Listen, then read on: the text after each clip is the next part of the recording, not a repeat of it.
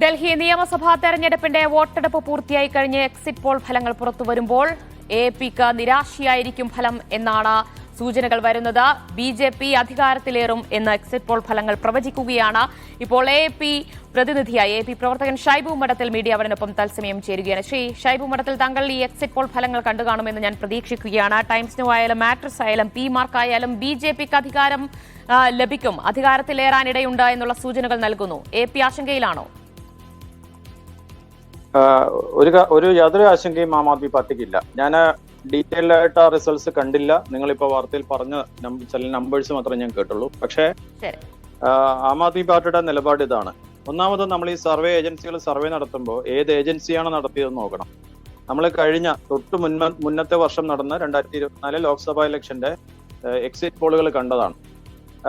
യോഗേന്ദ്ര യാദവിനെ പോലെ പ്രഗത്ഭരായ വളരെ പരിചയസമ്പന്നരായ ആളുകൾ പറഞ്ഞു വെച്ചിരുന്നത് ബി.ജെ.പിക്ക് അന്ന് 50 സീറ്റെങ്കിലും കുറയുമെന്നായിരുന്നു. പക്ഷേ മിക്കവാറും എക്സിറ്റ് പോളുകളും പ്രവചിച്ചത് ബി.ജെ.പിക്ക് 300 സീറ്റിൽ നിന്ന് 400 വരെയൊക്കെ പോകുമെന്ന് പ്രവചിച്ച എക്സിറ്റ് പോളുകൾ ഉണ്ടായിരുന്നു. അപ്പോൾ ഇന്ത്യയിൽ പൊതുവെ എക്സിറ്റ് പോളുകളിൽ ഭരണകക്ഷിക്ക്, കേന്ദ്രം ഭരിക്കുന്ന പാർട്ടിക്ക് അനുകൂലമായി അല്ലെങ്കിൽ ബി.ജെ.പിക്ക് അനുകൂലമായി എക്സിറ്റ് പോളുകൾ പറയുന്ന ഒരു രീതിയുണ്ട്. അതിന് പല കാരണങ്ങളുണ്ട്. വോട്ടർമാരുടെ ഭാഗത്തു നിന്ന് പോലും ഒരു ഭയം കാരണം അത്തരം ഒരു ബയാസ് വരാറുണ്ട്. പ്രണോയ് റോയുടെ വളരെ പ്രശസ്തമായ പുസ്തകമുണ്ട്, ദ വെർഡിക്റ്റ് എന്ന് പറഞ്ഞ. ആ പുസ്തകത്തിൽ ഇത് പറഞ്ഞിട്ടുണ്ട്. നമ്മുടെ എക്സിറ്റ് പോളുകളിൽ സ്ഥിരമായി വരാറുള്ള സിസ്റ്റമിക്കും അല്ലാതെയുമുള്ള വോട്ടർമാരുടെ ഭാഗത്തു നിന്നും വരാറുള്ള ബയാസിനെ കുറിച്ച് പറയുന്നുണ്ട്. അതിന് സാധാരണഗതിയിൽ അവരൊരു 3% മുതൽ 5% വരെ കറക്ഷൻ പോലും ചെയ്യാറുണ്ട് ഈ ഇൻകുംബൻ ബയാസ് എന്ന പ്രശ്നത്തിന്. പക്ഷെ ഇവിടുത്തെ കേസിൽ നമുക്കറിയാം, ബി.ജെ.പി എങ്ങനെയെങ്കിലും ആം ആദ്മി പാർട്ടിയെ താഴെ ഇറക്കണം എന്നൊരു നിശ്ചയദാർഢ്യത്തോടുകൂടിയാണ് മത്സരത്തിന് ഇറങ്ങിയത്. ആരംഭത്തിൽ ആം ആദ്മി പാർട്ടിയെ പൂർണ്ണമായും ഭരണത്തിൽ നിന്ന് ഇറക്കാമെന്ന് അവർ ധരിച്ചു. പിന്നീട് അവരുടെ ഒരു ലക്ഷ്യം ആം ആദ്മി പാർട്ടിയുടെ വോട്ട് കുറയ്ക്കുക, സീറ്റിന്റെ എണ്ണം പരമാവധി കുറയ്ക്കുക, ഭൂരിപക്ഷം കുറയ്ക്കുക എന്ന ഒരു പ്ലാനിലേക്കാണ് അവരെത്തിയത്. നമുക്ക് ഇന്നലെ നടന്ന അങ്ങനെയായിരിക്കാം. ആരാണ് ഈ സർവേ നടത്തിയത് എന്നൊക്കെ പരിശോധിക്കേണ്ടതുണ്ട്. പക്ഷേ നോക്കൂ, ഇതുവരെ പുറത്തു വന്നിട്ടുള്ള എക്സിറ്റ് പോൾ ഫലങ്ങളിൽ ഒന്നുപോലും എപിക്ക് അധികാര തുടർച്ചയുണ്ടാകും, ഭരണ തുടർച്ചയുണ്ടാകും എന്ന് പറയുന്നില്ലല്ലോ.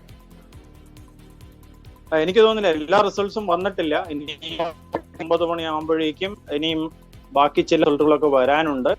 ആം ആദ്മി പാർട്ടിക്ക് പൂർണ്ണമായ ശുഭപ്രതീക്ഷയുണ്ട്. എക്സിറ്റ് പോൾ യഥാർത്ഥ റിസൾട്ട് അല്ലല്ലോ. യഥാർത്ഥ റിസൾട്ട് ജനങ്ങൾ ചെയ്ത വോട്ടാണ്. ആ വോട്ട് എണ്ണുമ്പോൾ തീർച്ചയായും ആം ആദ്മി പാർട്ടി ആയിരിക്കും മുന്നിൽ വരിക, ഒരു സംശയവുമില്ല. പിന്നെ ഒരു തോന്നൽ, ബി.ജെ.പിയുടെ ശ്രമം എന്തായിരുന്നു എന്ന് വെച്ചാൽ ഒരു ഇംപ്രഷൻ ഉണ്ടാക്കുക, ഒരു പെർസെപ്ഷൻ ജനങ്ങൾക്കിടയിൽ ഉണ്ടാക്കുക എന്നുള്ളതായിരുന്നു. അതായത് ഇത്തവണ ആം ആദ്മി പാർട്ടിക്ക് വോട്ട് കുറയും, സീറ്റ് കുറയും എന്നൊരു തോന്നൽ ഉണ്ടാക്കുക. നമ്മൾ കഴിഞ്ഞ ദിവസങ്ങളിൽ ഞാൻ പ്രത്യേകിച്ച് എടുത്തു പറയും, ഇന്നലെയൊക്കെ കണ്ടതാണ്. ഇന്നലെ അതിഷിക്കെതിരെ ഒരു പോലീസ് എഫ്ഐആർ ഇട്ടു. എന്തായിരുന്നു സംഭവം? അവിടെ അതിഷിയുടെ മണ്ഡലത്തില് അവിടെ പിന്നെ ജനങ്ങൾക്ക് വോട്ടിന് പണം വിതരണം ചെയ്യുന്നു. ബി.ജെ.പിയുടെ ആളുകൾ പണം വിതരണം ചെയ്യുന്നു. ഒരു വോട്ടിന് 500 രൂപ, അല്ലെങ്കിൽ കയ്യിൽ മഷി പുരട്ടുന്നതിന് 500 രൂപ. മഷി പുരട്ടി അവരുടെ വോട്ടുകൾ ക്യാൻസൽ ചെയ്യുക ഇന്നലെ. അപ്പൊ ഈ തരത്തിലുള്ള തന്ത്രങ്ങളും ഗുണ്ടായിസവും ഗ്രൗണ്ടിൽ ബി.ജെ.പി നടത്തിയതാണ്. അപ്പം ഇതിന് എക്സിറ്റ് പോളുമായിട്ട് വലിയ ബന്ധമുണ്ട്. കാരണം ഒരു രാജ്യം ഭരിക്കുന്ന ഒരു പാർട്ടി അവിടുത്തെ പോലീസിന്റെ കൂടെ പോലീസിന്റെ മൗനാനുവാദത്തോടെ അവർ നോക്കി നിൽക്കുന്നു, ആക്ഷൻ എടുക്കുന്നില്ല. ആ തരത്തിൽ ഗ്രൗണ്ട് ലെവലിൽ വന്ന് വലിയ തോതിലുള്ള ഗുണ്ടായിസം കാണിക്കുമ്പോൾ ജനങ്ങൾ ആം ആദ്മി പാർട്ടിക്ക് വോട്ട് ചെയ്തവർ ആ വോട്ട് ചെയ്തു എന്ന് പറയാൻ മടിക്കും. അപ്പൊ അതിവിടെ സംഭവിച്ചിട്ടുണ്ടാകും. കാരണം എക്സിറ്റ് പോൾ എന്ന് പറഞ്ഞാൽ എന്താ, പോളിംഗ് ബൂത്തിൽ വന്ന് വോട്ട് ചെയ്തിറങ്ങുന്നവരോട് ചോദിക്കുന്നു, നിങ്ങൾ ആർക്കാണ് വോട്ട് ചെയ്തത്? അവർ ഞങ്ങൾ ഇന്ന പാർട്ടിക്കാണ് വോട്ട് ചെയ്തതെന്ന് പറയുന്നതാണല്ലോ എക്സിറ്റ് പോൾ എന്ന് നമ്മൾ പറയുന്നത്. അതിൽ പല ആളുകളും ആം ആദ്മി പാർട്ടിക്ക് വോട്ട് ചെയ്തവരെ പറയാൻ ഭയപ്പെടും. കാരണം ബി.ജെ.പിയുടെ ഗുണ്ടകളാണ് ഗ്രൗണ്ടിലുള്ളത്. അതുകൊണ്ട് ഈ എക്സിറ്റ് പോളുകളിൽ ഞാൻ പറഞ്ഞ ആ തരത്തിലുള്ള ബയാസ് ഉണ്ട്. ഇതിൽ വലിയ ശതമാനം തെറ്റ് വരാൻ സാധ്യതയുണ്ട്. ഞങ്ങൾക്ക് 100% ഉറപ്പുണ്ട്. ഈ 2 ദിവസത്തേക്കും നമുക്ക് ഈ പറയുന്ന എക്സിറ്റ് പോളും കള്ളങ്ങളും പറഞ്ഞ് പിടിച്ചു നിൽക്കാൻ പറ്റുള്ളൂ. 8-ാം തീയതി വോട്ടെണ്ണുമ്പോൾ ആം ആദ്മി പാർട്ടി ആയിരിക്കും വ്യക്തമായ ഭൂരിപക്ഷത്തോടെ അധികാരത്തിൽ വരിക. അത് യാതൊരു സംശയവുമില്ല. അങ്ങനെ വലിയ ആത്മവിശ്വാസത്തിൽ പറയാൻ നിങ്ങൾക്ക് അനുകൂലമായ ഘടകങ്ങൾ എന്തൊക്കെയാണ്? കാരണം ഭരണവിരുദ്ധ വികാരം വലിയ രീതിയിൽ അവിടെ അലയടിക്കുന്നുണ്ടെന്ന് ബി.ജെ.പി പറയുന്നു. മദ്യനയ അഴിമതി കേസ് തിരിച്ചടിയാകും എന്ന് ബി.ജെ.പി ആയാലും കോൺഗ്രസ് ആയാലും കണക്കുകൂട്ടുന്ന ഒരു സാഹചര്യമാണ് നിലവിലുള്ളത് ഡൽഹിയിൽ. നോക്കൂ, ആം ആദ്മി പാർട്ടി, ഞങ്ങൾ വോട്ട് ചെയ്തത് ആം ആദ്മി പാർട്ടി കഴിഞ്ഞ തെരഞ്ഞെടുപ്പിൽ 2020 തെരഞ്ഞെടുപ്പിൽ ജനങ്ങൾക്ക് മുന്നിൽ ഒരു മാനിഫെസ്റ്റോ വെച്ചിട്ടുണ്ട്, കേജ്രിവാൾക്ക് ഗ്യാരണ്ടി എന്ന പേര്. ഞങ്ങൾ 10 ഐറ്റംസ് വെച്ചാണ് ഗ്യാരണ്ടി വെച്ചത്. അതിൽ ഞങ്ങൾ അന്ന് വ്യക്തമായി പറഞ്ഞു, ഞങ്ങൾക്ക് നടപ്പാക്കാൻ പറ്റാതെ വന്നത് ഒരു കാര്യമാണ്, പ്രധാനമായിട്ട് ഒരു കാര്യമാണ്. അത് യമുന നദിയുടെ ശുദ്ധീകരണമാണ്. കാരണം അതൊരു സംസ്ഥാന ഗവൺമെന്റിന് മാത്രമായി ചെയ്യാൻ സാധിക്കില്ല. ആ നദി മറ്റൊരു സംസ്ഥാനത്തു നിന്ന് ഒഴുകി വരുന്നതാണ്.